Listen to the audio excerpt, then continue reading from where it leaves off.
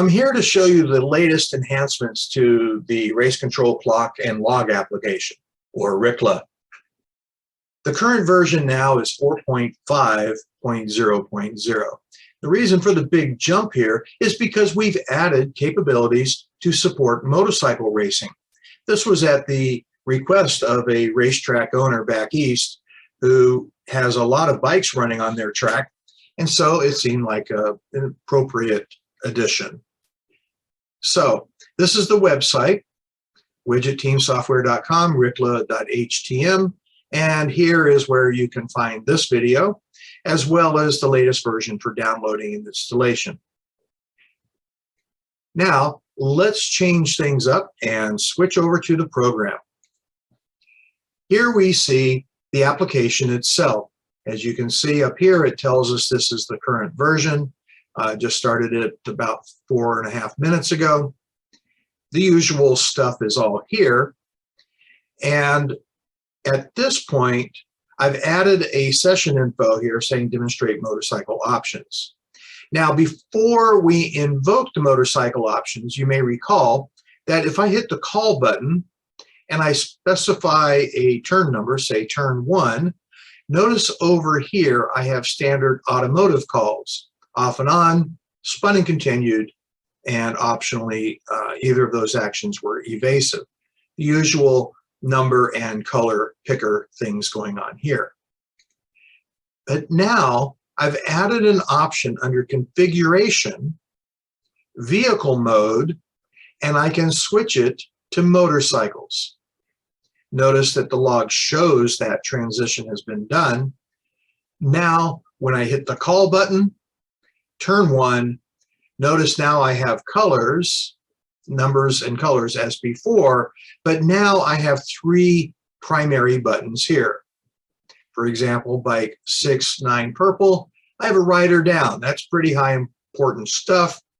And according to the feedback that I've received from the track owner, this takes precedence over the other 2.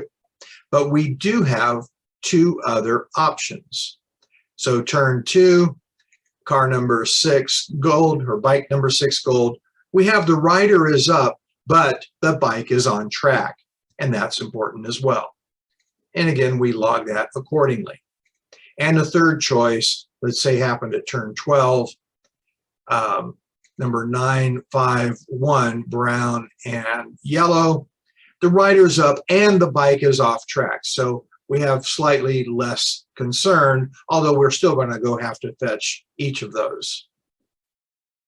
Now, as before, whether cars or motorcycles, I can always specify something by hand if there's no obvious pick list item here. So I could just type in here 873 green leaking oil. Optionally, if it's a call that invokes some kind of error or violation, we can check this box. You may recall from the previous video that we added this error violation concept so that you can export just the driver-rider errors instead of all errors, or instead of the entire log.